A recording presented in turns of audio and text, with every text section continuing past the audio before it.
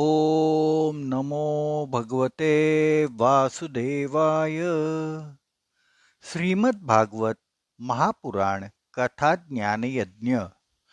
भगवंतांचा परमप्रेमी भक्त उद्धव हृदयामध्ये भगवंतांना धारण करून बद्रिकाश्रमात पोचला आणि तिथं त्यांनी जगताचे एकमेव बंधू भगवान श्रीकृष्ण यांच्या उपदेशानुसार तपोमय जीवन व्यतीत करून त्यांचं स्वरूप प्राप्त करून घेतलं.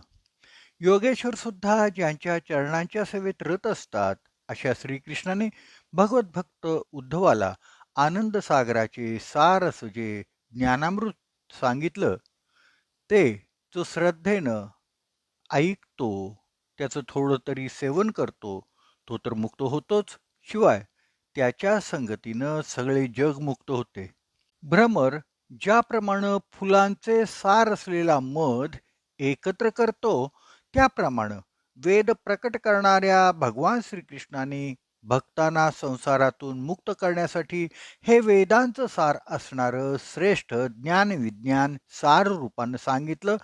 तसंच समुद्रातून अमृत काढून जरारोगादी भय दूर करण्यासाठी ते भक्तांना पाजलं. अशा श्रीकृष्ण नाव असणाऱ्या श्रेष्ठ आदिपुरुषांना मी वंदन करतो, नमस्कार करतो. हा सर्व उद्धव आणि भगवान श्रीकृष्णांचा संवाद झाला, त्यालाच उद्धव गीता असं म्हणतात. श्री शांतीब्रह्म संत एकनाथांनी ह्या भागवतातील एकादश स्कंधचं जे मराठीमध्ये प्राकृत भाषेमध्ये रूपांतर केलेलं आहे, त्याला एकनाथी भागवत असं म्हणतात. ह्यामध्ये सर्व गूढ ज्ञान ओतप्रत भरलेलं आहे. जे गूढ ज्ञान तत्वज्ञान आत्तापर्यंत कुणाला समजलेलंच नव्हतं, ते गूढ ज्ञान एकनाथ महाराजांनी इतक्या सोप्या शब्दामध्ये प्राकृत भाषेमध्ये मराठीमध्ये सर्वसामान्यांच्या करता उघड केलेलं आहे. श्री एकनाथ महाराजांनी ह्या 11व्या स्कंधचा विस्तार 18,800 ओव्या इतका विस्तीर्ण केल्यामुळं तो अत्यंत रमणीय आणि वाचनीय झालेला आहे. परीक्षिताने विचारलं, महाभागवत उद्धव बद्रिकाश्रमाला निघून गेल्यावर सर्व प्राण्यांचे आत्मस्वरूप असलेल्या भगवान श्रीकृष्णाने द्वारकेमध्ये काय केलं? हे प्रभू, आपलं कुळ ब्राह्मणांच्या शापानं ग्रस्त झाल्यावर यदुवंश शिरोमणींनी सर्वांच्या डोळ्यांचं पारणं फेडणाऱ्या आपल्या लीला विग्रहाचा कसा त्याग केला? भगवान श्रीकृष्णाचं ते रूप इतकं सुंदर मनोहर होतं की जेव्हा स्त्रिया त्यांच्याकडे पाहत तेव्हा तिथून आपली नजर काढून त्या घेऊ शकत नसत. जेव्हा भक्तांच्या कानावर त्यांचं वर्णनही तेव्हा ते त्यांच्या चित्तातून निघून जात नसे. अर्जुनाच्या रथामध्ये बसलेल्या त्या रूपाला पाहत पाहत युद्धामधील अनेक वीरांनी प्राण सोडले, ते सुद्धा त्यांच्या सारुप्याला प्राप्त झाले. श्री शुकदेव म्हणतात, भगवान श्रीकृष्णाने स्वर्ग पृथ्वी आणि अंतरिक्षामध्ये मोठमोठे अपशकून होत असलेले पाहून सुधर्मा सभेमध्ये बसलेल्या यादवांना म्हणलं, हे श्रेष्ठ यादवानो, द्वारकेत हे मोठमोठे भयंकर उत्पात व्हायला लागलेत. ते जणू यमराजाचे ध्वजच आहेत. आता आपण इथे एक मुहूर्त सुद्धा थांबता कामा नये. स्त्रिया मुलं आणि वृद्ध यांनी शंखोद्वार क्षेत्री जावं आणि तिथं सरस्वती नदी पश्चिमेकडे वाहते त्या प्रभास क्षेत्री आपण जाऊ. तिथं आपण स्नान करून पवित्र होऊ, उपवास करू आणि एकाग्र चित्तानं अभिषेक चंदन इत्यादी सामग्रींनी देवतांची पूजा करू. तेथे आपण पुण्याह वाचनानंतर गायी भूमी सोने वस्त्रे हत्ती घोडे रथ आणि निवासस्थाने श्रेष्ठ ब्राह्मणांना दान करू. या विधीमुळं अमंगलाचा नाश होईल आणि परममंगल प्राप्त होईल. देवता ब्राह्मण आणि गायींची पूजाच मनुष्यांना परम लाभदायक आहे. श्रीकृष्णांचं हे म्हणणं ऐकून सर्व यादव ठीक आहे असं म्हणून नावामधनं समुद्र पार करून रथातून प्रभास क्षेत्राकडे गेले. तिथं गेल्यावर यदुदेव भगवान श्रीकृष्णांच्या आदेशानुसार यादवांनी अत्यंत भक्तीने सर्व प्रकारची मंगलकृत्य केली. तेथेच दैवानं बुद्धी भ्रष्ट झालेल्या त्या यादवांनी मैरेयक नावाची मदिरा मोठ्या प्रमाणात घेतली. नाहीतरी मद्यानं बुद्धी भ्रष्ट होतच. मदिरेच्या अतिसेवनानं धुंद झालेले ते गर्विष्ठ वीर एकमेकांशी लढायला लागले, झगडायला लागले. वास्तविक श्रीकृष्णांच्या मायेनेच ते सर्व यादव भ्रमिष्ट झाले होते. मदिरा हे केवळ निमित्त होतं.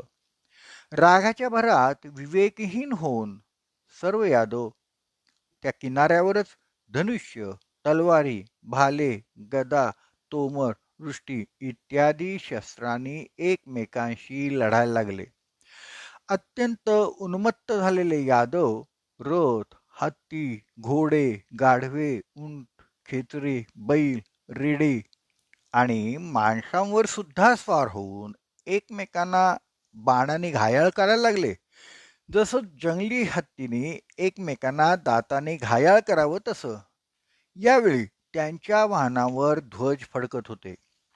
प्रद्युम्न सांबाशी लढायला लागला, अक्रूर भोजाशी लढायला लागला, अनिरुद्ध सात्विकीशी, सुभद्र संग्रामजिताशी, गद गद नावाच्या पुतण्याशी आणि सुमित्र सुरथाशी लढायला लागले.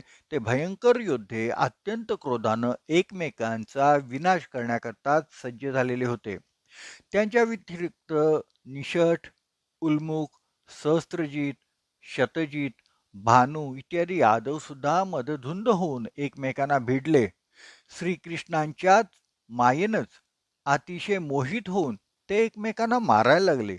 दाशार्य, वृष्णी, अंधक, भोज, सात्वत, मधु, अर्बुद, माथुर, शूरसेन, विसर्जन, कुकुर आणि कुंती वंशातील लोक आपापसातलं प्रेम विसरले आणि एकमेकांनाच मारायला लागले.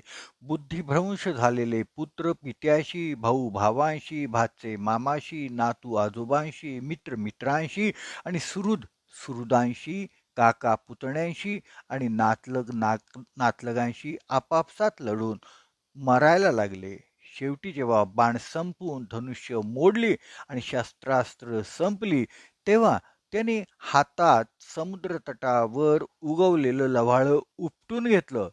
ते लव्हाळं ऋषींच्या शापामुळं उत्पन्न झालेल्या मुसळाच्या चूर्णापासून झालेलं असल्यामुळं वज्राप्रमाणे शक्तिशाली बनलेलं होतं. आता तेच एकमेकांच्यावर मारायला लागले. श्रीकृष्णाने त्यांना रोखण्याचा प्रयत्न केला, पण ते मायामोहित अविचारी यादव श्रीकृष्णांना आणि बलरामांनाच आपले शत्रू समजून त्यांना सुद्धा मारण्यासाठी सरसावले. हे कुरुनंदना, तेव्हा तेही संतप्त होऊन युद्धभूमीवर इकडं तिकडं फिरत हातात लव्हाळ्यांचे परीघ घेऊन त्यांना मारायला लागले. जसा बांबूंच्या एकमेकांवर घासण्यानं निर्माण झालेला अग्नी बांबूंचंच भस्म करून टाकतो, त्याचप्रमाणे ब्राह्मणांच्या शापाने शापित आणि श्रीकृष्णांच्या मायेने मोहित झालेल्या यादवांना स्पर्धामूलक क्रोधानं नष्ट करून टाकलं. आपल्या सर्व कुळाचा संहार झाला तेव्हा पृथ्वीवरला उरला भार सुद्धा नाहीसा झाला असं श्रीकृष्णांना वाटलं. तेव्हा बलराम आणि श्रीकृष्णाने केवळ एकमेकांच्याकडं दृष्टिक्षेप टाकला आणि आपापला निरोप घेतला. बलरामाने समुद्र किनाऱ्यावर बसून एकाग्र चित्तानं परमात्मचिंतन करीत आत्म्याला परमात्म्याशी जोडून मनुष्य देहाचा त्याग केला. बलराम स्वरूपात लीन असलेले पाहून भगवान श्रीकृष्ण सुद्धा एका पिंपळाच्या झाडाखाली जमिनीवरच गप्प बसले. त्यावेळी श्रीकृष्णाने स्वतःच्या तेजानं झळकणारं चतुर्भुज रूप धारण केलं होतं. धूर नसलेल्या अग्निप्रमाणे ते दिशा प्रकाशमान करीत होतं. त्यांच्या मेघाप्रमाणे सावळ्या शरीरावर तापलेल्या सोन्यासारखी कांती होती. वक्षस्थळावर श्रीवत्साचं चिन्ह शोभत होतं. त्यांनी विजेप्रमाणे तळपणारा रेशमी पितांबर आणि शेला धारण केलेला होता. त्यांचं हे रूप अतिशय मंगलकारक होतं. मुखकमलावर सुंदर हास्य आणि काळे कुरळे केस शोभून दिसत होते. कमळाप्रमाणे सुंदर नेत्र होते. मकराकृती कुंडले कानात झगमगत होती. कमरेला करदोटा, गळ्यात जानवं, मस्तकावर मुकुट, हातामध्ये कंकण, बाहूमध्ये बाजूबंद, वक्षस्थळावर हार, पायांमध्ये नुपुरे, बोट्यांमध्ये अंगठ्या आणि गळ्यात कौस्तुभ मणी अत्यंत शोभत होते. गळ्यात वनमाळा रुळत होती. शंख, चक्र, गदा, पद्म ही आयुधे मूर्तिमंत होऊन त्यांच्याजवळ उभी होती. त्यावेळी भगवान आपल्या उजव्या मांडीवर तांबड्या कमळाप्रमाणे तळवा असलेला डावा पाय ठेवून बसले होते. तेव्हा जरा नावाचा एक व्याध तिकडं शिकारीसाठी आलेला होता. त्याने शापित मुसळाचा उरलेला लोखंडी तुकडा आपल्या बाणाच्या टोकाला लावलेला होता आणि तो बाण तो शिकार बघून त्याला मारण्यासाठी सज्ज असतानाच हरणाच्या मुखाप्रमाणे त्याला भगवंतांचा पाय दिसला. म्हणून त्याने तो बाण हरणाच्या मुखासारख्या वाटणाऱ्या भगवंतांच्या पावलावर मारला. जवळ आल्यावर ते चतुर्भुज भगवंत आहेत असं त्याला दिसलं आणि आपल्या अपराधांची त्याला जाणीव झाली. अत्यंत तो घाबरला आणि भगवंतांच्या पायावर तो गडाबडा लोळायला लागला. भगवंतांच्या चरणावर त्याने आपलं मस्तक ठेवलं आणि तो म्हणाला, हे मधुसूदना, मी पाप्यानं हे अजाणतेपण केलेलं आहे. मी अत्यंत पापी आहे. उत्तम कीर्ती पुण्यशील भगवान, आपण मला क्षमा करावी. हे सर्व व्यापक प्रभू, ज्यांचं स्मरण माणसांचा अज्ञान अहंकार नष्ट करतं, त्या आपल्या बाबतीत मी फार वाईट कृत्य केलंय. हे वैकुंठा, आपण मला पापी पारध्याला तत्काळ मारून टाका. त्यामुळे तरी मी पुन्हा असा महापुरुषांचा अपराध करणार नाही. आपल्या योगमायेचा विलास ब्रह्मदेव, त्यांचे पुत्र रुद्र इत्यादी किंवा वाणीचे अधिष्ठाता बृहस्पती इत्यादी सुद्धा जाणत नाहीत, कारण त्यांचं ज्ञान आपल्या मायेनं झाकलं गेलं आहे. मग आमच्यासारखे पापी त्यांचं काय वर्णन करू शकणार बरं? ते ऐकून भगवान श्रीकृष्ण म्हणतात, हे जरा तू भिवू नकोस, उठ. हे काम तू माझ्या मनासारखंच केलेलं आहेस. ज्यांची प्राप्ती मोठमोठ्या पुण्यवानांना होते त्या स्वर्गात माझ्या आज्ञेनं जाऊन तू निवास कर. खरं म्हणजे ह्या प्रसंगी भगवंतांना नेण्याकरता देवाने विमान पाठवलेलं होतं. पण भक्तवत्सल कृपावंत भगवंतांनी जरालाच त्या विमानात जाऊन बसायला सांगितलं.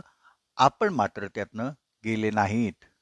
शुकमुनी म्हणतात, आपल्या इच्छेनं शरीर धारण करणाऱ्या भगवान श्रीकृष्णाने जराव्याधाला तसं सांगितलं की तूच आता जाऊन त्या विमानात बैस आणि स्वर्गात जा. तेव्हा जराने भगवान श्रीकृष्णांना 3 प्रदक्षिणा घातल्या, साष्टांग नमस्कार केला आणि विमानात बसून तो स्वर्गाला गेला. भगवान श्रीकृष्णांचा सारथी दारुक भगवंतांचा शोध घेत होता. भगवंतांनी धारण केलेल्या तुळशीच्या सुगंधाच्या वाऱ्यावरून तो त्यांना शोधत शोधत त्यांच्या समोर आला. दारुकानं तिथून पाहिलं तर आपले स्वामी पिंपळाच्या झाडाखाली आसनस्थ बसले आहेत. असह्य तेजाची आयुधे मूर्तिमंत होऊन त्यांच्या सभोवती उभी आहेत. त्यांना पाहून दारुकाच्या हृदयात प्रेमाचा पूर आला. डोळ्यातनं अश्रूंच्या धारा व्हायला लागल्या. रथातनं त्यांनी खाली उडी मारली आणि भगवंतांच्या चरणावर लोटांगण घातली. दारुकानं म्हणलं, हे प्रभो, रात्री चंद्र नसल्यावर अंधारात ज्याप्रमाणे काही दिसत नाही, त्याचप्रमाणे आपले हे चरणकमल न दिसल्यामुळं मला दिशा कळेनाशा झाल्या आणि मी अत्यंत अस्वस्थ झालो. शुकमुनी म्हणतात, दारुक असं बोलत असताना त्याच्या देखतच भगवंतांचा गरुडध्वज रथ ध्वज घोड्यांच्यासह आकाशात उडाला. त्या पाठोपाठ भगवंतांची दिव्य आयुधे सुद्धा आकाशात निघून गेली. हे सर्व पाहून अत्यंत चकित झालेल्या दारुकाला भगवान म्हणाले, दारुका, तू द्वारकेला जा आणि तेथील बांधवांना यादवानी एकमेकांचा केलेला संहार, बलरामदादांची परमगती आणि माझी अवस्था सांग. गोपाळ कृष्ण भगवान की जय. उद्या पुन्हा ऐकूया श्रीमद भागवत महापुराण कथा ज्ञान यज्ञ.